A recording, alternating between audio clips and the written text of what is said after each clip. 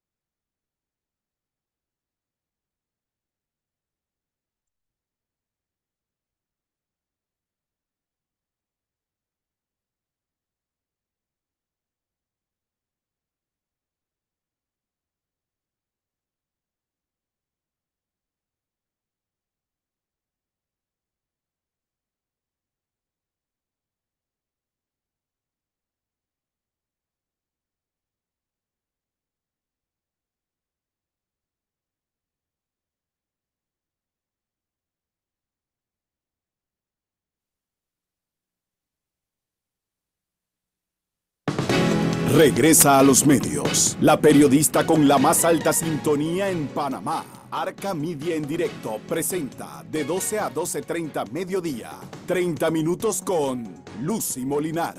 De lunes a viernes en los 97.7. Arca Media en directo. Regresa a los medios. La periodista con la más alta sintonía en Panamá. Arca Media en directo presenta de 12 a 12:30 mediodía. 30 minutos con Lucy Molinar. De lunes a viernes en los 97.7. Arca Media en directo. Presentamos 30 minutos con Lucy Molinar. Un espacio de opinión y análisis. Solo aquí en Arca Media en directo 97.7. Buenos días, son las 12 en punto y como cada día tenemos esta reunión para conversar sobre temas de actualidad. Hoy yo tengo el privilegio, porque hace tiempo quería, es más, confieso que quería empezar con él. Pero claro, empezó la campaña electoral y está todo el mundo ofreciendo y prometiendo y voy a hacer y créeme que te voy a hacer. Sin embargo, es importantísimo que usted y yo estemos claros de cuál es la situación económica del país para saber si la mitad de lo que están ofreciendo lo van a poder cumplir. Quien nos va a dar esos datos, y yo quería llamarle a este programa Panamá en Cifras, quien nos va a dar ese dato es Eric Molino. Eric, buenos días. ¿Cómo estás, Profesor, Lucy? me da mucho gusto saludarlo. El placer es mío. Comencemos. Todos los candidatos están prometiendo el cielo, el oro y el morro, en buen panameño. ¿Podrán cumplir esas cosas que están prometiendo con el estado en que está la economía del país? Mira, yo la analogía que le he estado dando a las diferentes personas que me han preguntado es que ahorita tenemos un paciente hipertenso de sobrepeso y con serios problemas en todo el cuerpo. Y es muy difícil que nosotros podamos encaminar al país sin primero estabilizar al paciente, que se recupere de salud, para entonces empezar a hacer los proyectos que realmente necesita este país. Yo creo que ciertamente hay una clara visión de cuáles son los problemas del país. Nosotros tenemos un alto nivel de corrupción, tenemos un alto nivel de burocracia estatal, tenemos una escasez de agua, tanto para el canal como para el consumo humano. Y el tema es que esos problemas indirectamente se están viendo afectados por la situación de las finanzas públicas, por las rigideces que tenemos en el sector laboral, y cualquier candidato político que empiece a hablar de que va a solucionar esos problemas sin que toque la causa raíz de esos problemas, lamentablemente está vendiendo humo. Ok, ¿cuál es la situación? Hablemos del paciente. ¿Cómo está nuestra balanza? ¿Tenemos ingresos para sustentar o seguimos pagando, por ejemplo, planilla con préstamos?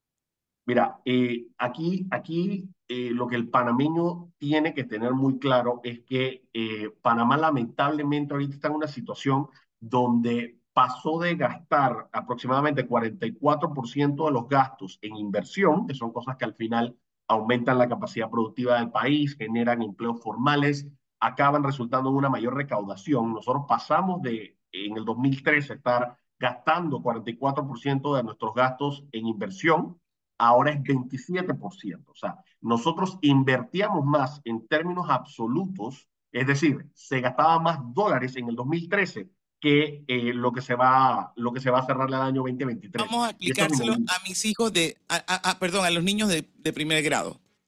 Eso significa que de cada $100 en el 2013 se gastaba ¿cuánto en obras, en proyectos? ¿Cuánto?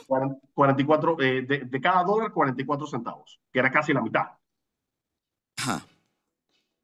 Hoy estamos gastando de cada dólar ¿cuánto en proyectos? Estamos gastando 27 centavos. O sea, ha habido una disminución muy importante en lo que le hemos dedicado a la inversión. Y al final lo que nosotros tenemos que entender es que esa inversión es la que crea empleos, esa inversión es la que crea recaudación con Desarrolla la el que al final se país. va a pagar la deuda y es la que desarrolla el país.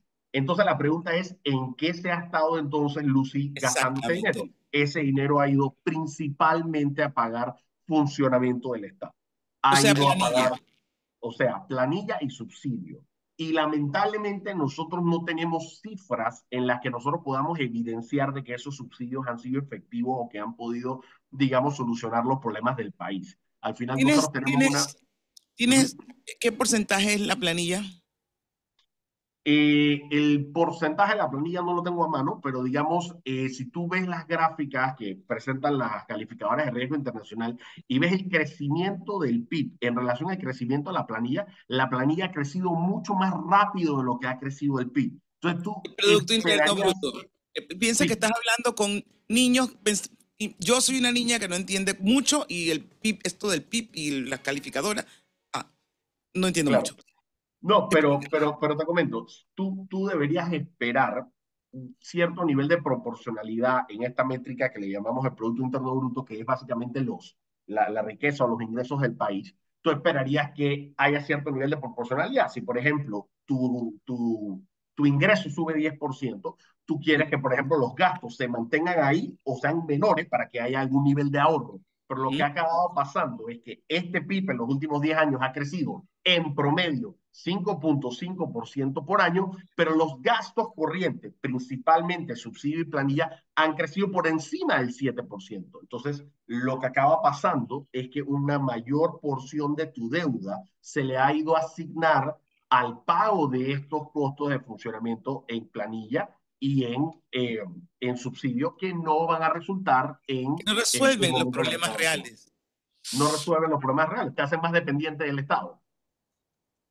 Y se sabe cuánto de esa planilla se paga con deuda. Mira, ese cálculo no lo tengo a mano, pero por supuesto que se puede sacar. Nosotros tenemos un informe que se llama el balance fiscal, y en el balance fiscal te dice el detalle del gasto, que es el que te acabo de dar, y te dicen los ingresos. Para que tú tengas una idea, cuando nosotros calculamos en el presupuesto, y por nosotros me refiero al país, o sea, cuando se puso el presupuesto, el ingreso iba a ser como de 11.8 mil millones de dólares. Pero algunos cálculos que hemos estado haciendo considerando proporción con el Producto Interno Bruto y basado en el crecimiento de Panamá, probablemente el ingreso va a estar como en 10.5. O sea que ya de por sí tienes un Tenemos menos desfase. ingresos. Claro, y es que el administrador del canal también ha salido a decir que probablemente vayamos a tener entre 500 y 700 millones de dólares menos en recaudación del canal porque hay menos tráfico. El canal representa 24% de la recaudación. Entonces, al final, ¿qué acabas teniendo? Tú acabas teniendo que vas a tener menos ingresos, pero has abultado los gastos. Entonces, te voy a sacar los números formales después, te los paso y lo compartes con Sí, tu sí, sí, por audiencia, supuesto. pero Mucha gente la quiere matemática saber. simple te da a que son números que no deberían ser. La planilla no debe pagarse con deuda, debería pagarse con ingresos corrientes. Para que estemos claros, usted que nos escucha, esa deuda la vamos a pagar nosotros mismos con intereses. O sea, le estamos dando trabajo a gente que hoy está en planillada. No sabemos si están todos trabajando. Pero el salario de ellos después nos los van a cobrar los organismos financieros internacionales. ¿Me puede hablar un poquito de la deuda? ¿Cuánto debemos en Panamá? Y mira, ahí tienes un punto súper importante. Nosotros ahorita mismo tenemos un nivel de deuda muy superior a lo que establece la Ley de Responsabilidad Social Fiscal. ¿Y La cómo nos Ley las de Responsabilidad... volamos? ¿Cómo? ¿Cómo nos las volamos así a lo loco? Y ha sido la tendencia en los últimos 10 años, Lucy. En los últimos 10 años solamente hemos cumplido, en cuanto a la proporción del déficit, solamente 2 años, en los últimos 10. Así Y la que ley que está para que nos sentemos encima de ella. ahí es un claro ejemplo de que la economía no se arregla a punta de plumazos, porque pese a que existe una ley, la ley la han adendado y la han enmendado varias veces en la última década, y Pero por si, lo no, menos se y han si tú tomado tienes la una ley que molestia, no se cumple, se ¿ah? han tomado la molestia de ponerle una adenda o hacer algún sustento legal para este endeudamiento por encima de lo que la ley permite. Por supuesto, siempre se busca una justificación para poder volarse el déficit, pero eso no quita el hecho de que para qué entonces se hizo el espíritu de la ley, que era para tener unas finanzas públicas encaminadas a una responsabilidad. Mira cómo sabe la ley. Ley de responsabilidad social. O sea, es que al final lo que nosotros teníamos que entender es que la deuda pública por mal manejo estatal no la paga el gobierno, la paga el contribuyente.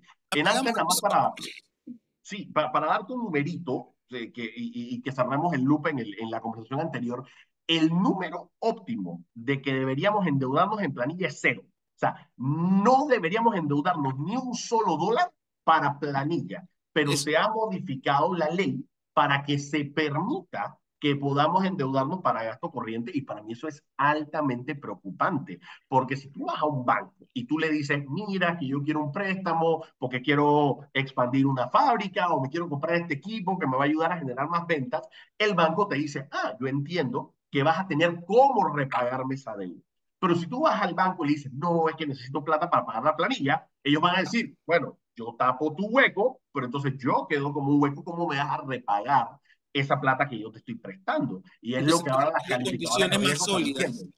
Te pongo condiciones más grandes, más duras, más exigentes y te cobro más plata. Y hemos visto un aumento drástico en el riesgo país, porque una cosa es la calificación de riesgo y otra cosa es cuánto está cotizando una deuda soberana en los mercados internacionales. Y tú ves países que no son grado de inversión, que no tienen el dólar, que no tienen el canal, y que son países que al final están cotizando como más seguros o que son deuda considerada menos riesgo que Panamá. O sea, Costa Rica, República Dominicana, Guatemala y Paraguay nos están robando el mandado. A mí me parece inaceptable que Panamá haya llegado a medir igual o peor riesgo, y esto cambia todos los días, pero igual o peor riesgo que Colombia, que tiene un presidente que es un desastre, que es anti-empresa privada, de extrema izquierda, que tiene su problema de inflación y de manejo de Nosotros las estamos finanzas peor que ellos. públicas. Estamos siendo vistos peor que ellos.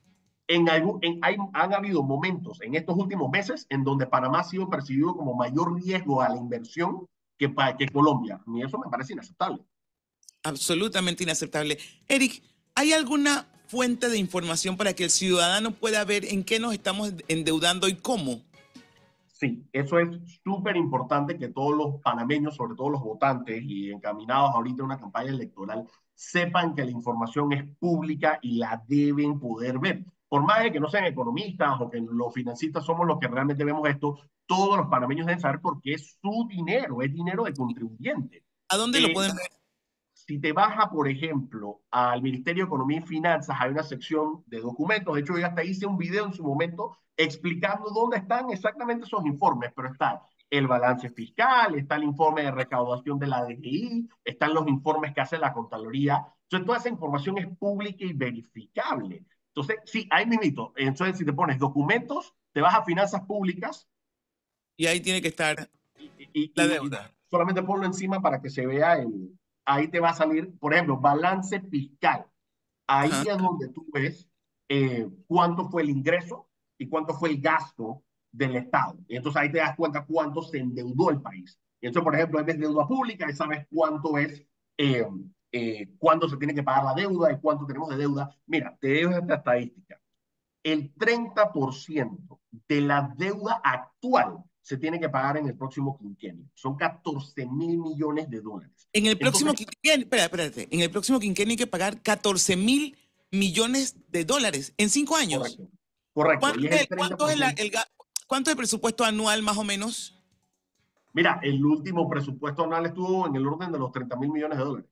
Y digamos, hagamos una aclaración, porque lo que pasa es que esa deuda realmente nunca acaba pagándose, esa deuda se refinancia. Lo que pasa es que ahora se va a refinanciar a tasas mucho más altas. Panamá llegó a financiarse a 3% y ahorita se está financiando a 7,20%, o sea, O sea, más del doble nuestros de lo que hace nietos un y par de años. bisnietos, Dime. nuestros nietos y bisnietos quedan endeudados con lo que estamos haciendo hoy. Y quedan endeudados con cosas que no quedan, Lucy, que yo pienso que es el principal problema. Si tú hubieras dicho a mí que es que el gobierno Tener se ha deuda, pero endeudado y tienes ahora hay el tren 5 líneas de Chiriquí metro, hecho. claro, o sea, hay 5 líneas de metro, 50 hospitales, 300 escuelas, yo te digo, bueno, eso aumenta la capacidad productiva del país, pero nos hemos endeudado en cosas que no están quedando. Cada vez que hablan de subsidios, dicen, bueno, pero es que los subsidios ayudan a la población. No, eso es una herramienta que el Estado usa, independientemente del partido. Es una herramienta que se usa para cometer actos de corrupción y clientelismo. Ahorita nosotros estamos viendo que la AIG ha sido altamente cuestionada en cómo ha sido el manejo del bono solidario, que se repartieron más de 2.000 millones de dólares. Entonces, uno se pone a pensar qué hubiese sido más efectivo en el gasto de esos 2.000 millones de dólares, que se hubiera construido una línea del metro, que es más o menos lo que cuesta, y se hubieran Que- generado que- cientos de empleos formales, directos e indirectos, o haber repartido plata y que parte de esa plata lamentablemente se la hayan robado y que al final no solamente es lo que se robaron, sino la deuda que nos dejaron que se tiene que pagar intereses. ¡Qué locura! Y la gente no se mete en los temas económicos porque siente que es un tema muy árido, pero tenemos que meternos. Permítame contar una anécdota personal. Cuando yo llegué a Meduca, habían dos préstamos, uno con el Banco Mundial y otro con el BID. Y la mitad de la plata de los préstamos se iba en consultoría, asesoría, sensibilización, paja. Les dije a los dos bancos, yo no quiero esto, yo quiero 100% en obras. No quiero esa. El Banco Mundial me dijo que ellos ponían las condiciones, le dije, pero este es mi país, se los devuelvo y les devolví 56 millones de dólares. El BID me dijo, negociemos. Y logramos meter la plata en 28 escuelas que transformamos de primaria a premedia. Le construimos edificios, etc. Yo me ponía a pensar, ¿quién se entera de esto? Y asimismo, ¿cuántos préstamos no nos meten con toda esta bla, bla, bla de los organismos internacionales que están llenos de consultores y asesores y no sé qué? Y Mira, nosotros pagando deuda. mira, el numerito que el panameño siempre debe llevarse es que el riesgo país, perder la calificación de riesgo y el endeudamiento no solamente le afecta a la empresa privada, que yo creo que eso es una muy mala información que han dado inclusive varios influencers, que son nada más, entre comillas, le afectan a los ricos. Perder el grado de inversión le afecta a todos los panameños, sobre todo al panameño de a pie. ¿Por ¿Puedes qué? decirle a la gente por qué? Porque un dólar extra en intereses es un dólar menos que se puede utilizar para poder resolver los problemas del país. Un dólar extra en intereses es un dólar que se puede haber usado para tapar huecos en la calle, para comprar medicinas en la caja del Seguro Social, para arreglar las escuelas. Mira, te doy una matemática sencilla. Toda la recaudación de las empresas donde el Estado tiene participación, el canal, el Banco Nacional, la Lotería, la AMP, la Autoridad de Turismo, las empresas de distribución, todo eso son como 2.500 millones de dólares. Todo eso se fue a pagar intereses. Entonces, ahí es donde tú estás viendo que En lugar de el servir, canal básicamente se está usando para pagar los intereses. Y ahí tú estás diciendo que en otras circunstancias el Estado debería agarrar lo que recibimos del canal para poder invertir. Y esa es deuda, Lucy, ojo, esa es deuda que no incluye lo que se le debe al sector privado, que es 1.7 mil millones de dólares a proveedores, no incluye fuera los de esos 14.000 970 que me estás dando, fuera de esos 14.000 que me estás dando, tenemos 1.000 y pico que le debemos a proveedores locales. que le debemos a proveedores del Estado, entre locales y extranjeros, 1.7 mil millones de dólares.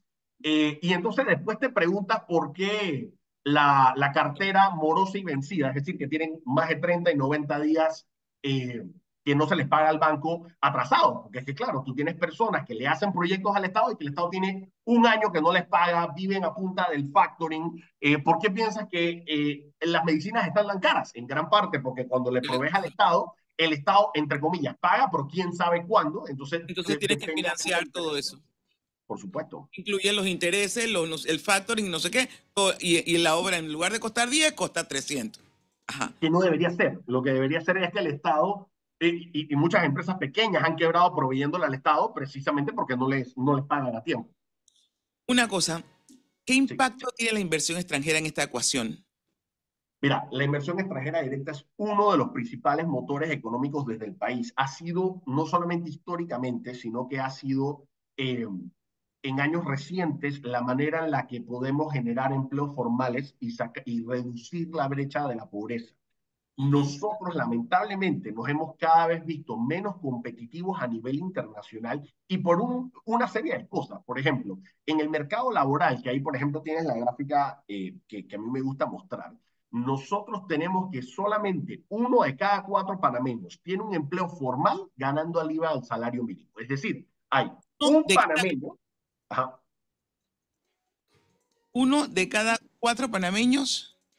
tiene un salario arriba del salario mínimo y un trabajo formal, es decir, que está cotizando en la caja del Seguro Social. Solo 1 de cada 4 panameños. Y ahí te lo presento en la gráfica. Somos 4 millones, de esos 3.3 son arriba de 15 años, 2.1 es población económicamente activa, es decir, que quiere y puede trabajar.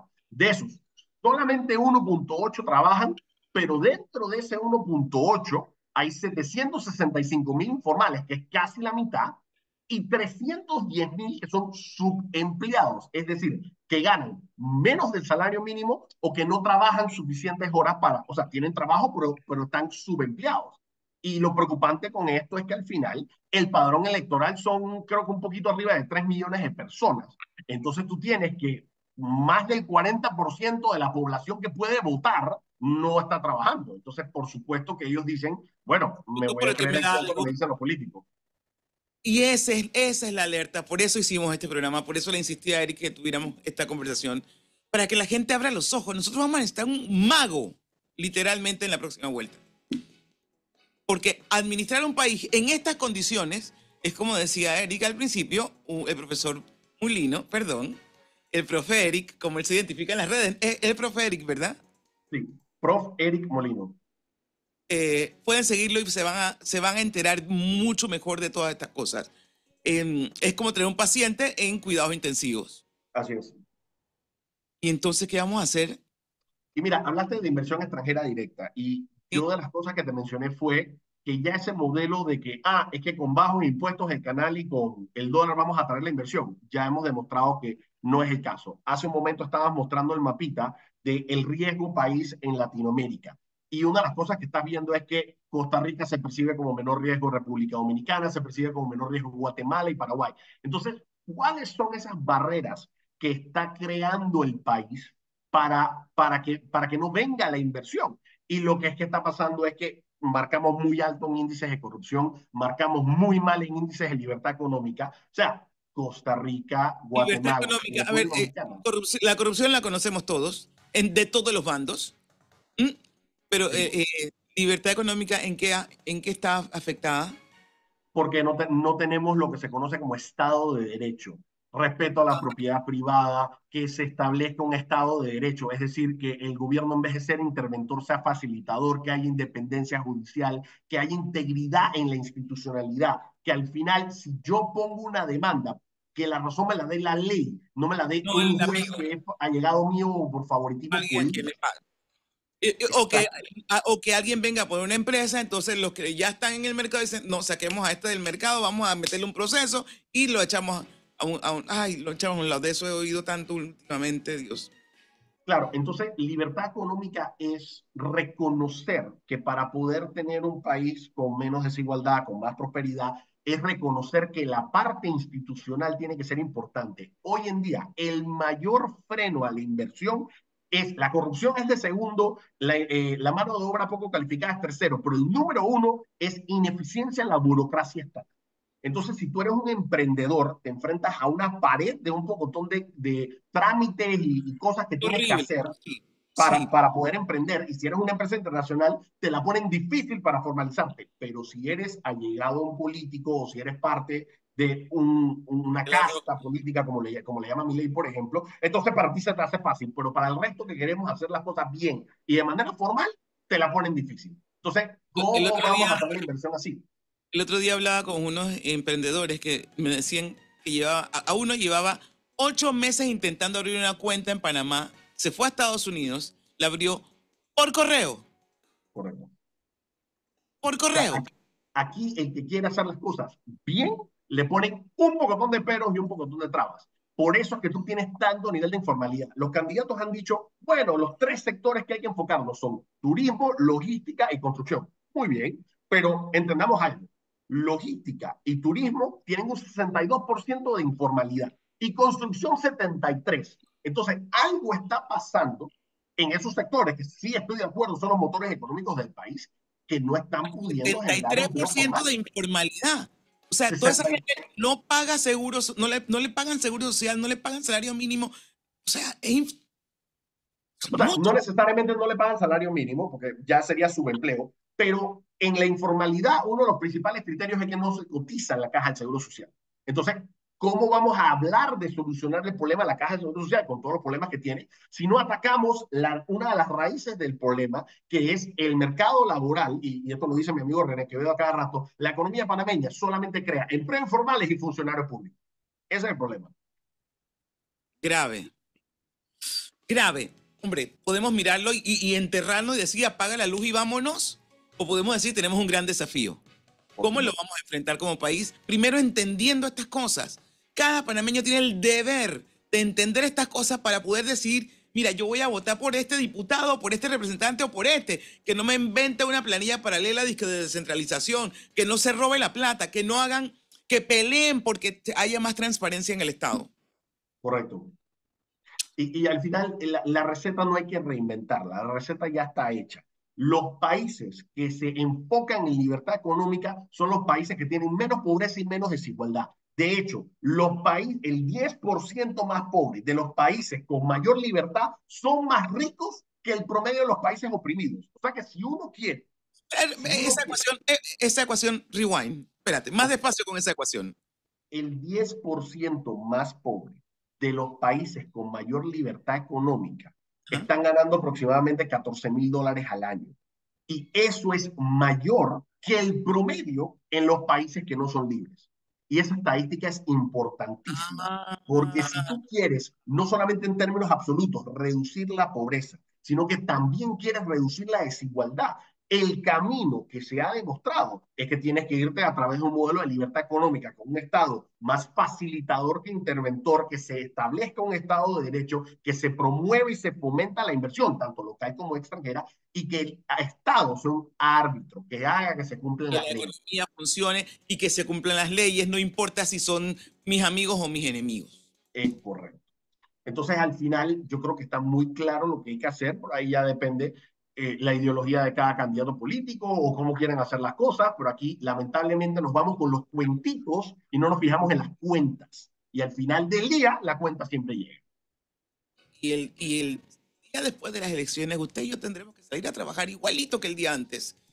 Y no hay recetas mágicas que hagan que el país amanezca con otra aura. No Así es. existe. Gracias, Eric. Un placer.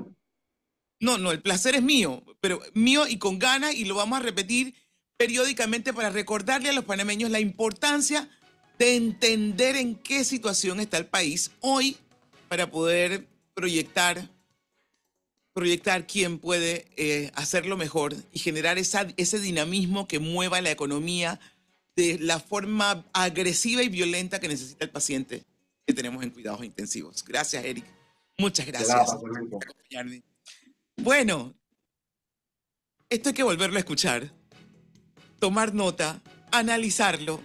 No podemos seguir siendo ciudadanos que van para donde sopla el viento. Tenemos que ser ciudadanos conscientes del gran desafío que tenemos por delante. Nuestro país tiene todas las posibilidades de salir adelante como los mejores, pero parece que hacemos todo para que eso no pase.